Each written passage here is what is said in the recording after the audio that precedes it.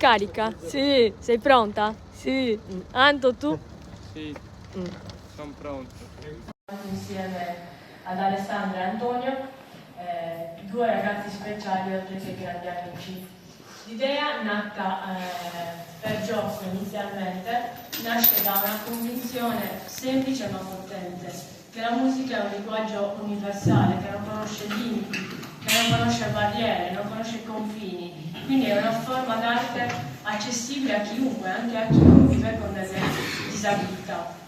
Nel nostro progetto la musica diventa uno strumento di espressione, di libertà, di inclusione, un viaggio verso la scoperta, verso la creatività, verso la passione.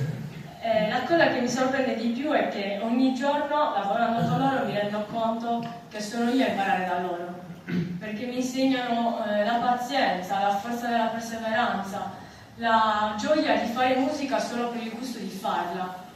Quindi per me non è solo un progetto, è un'esperienza umana, è un modo diverso di comunicare, di stare insieme, di ascoltare. È la dimostrazione che quando la musica suona le differenze si dissolvono, non esistono più. Quindi lasciamo parlare loro adesso.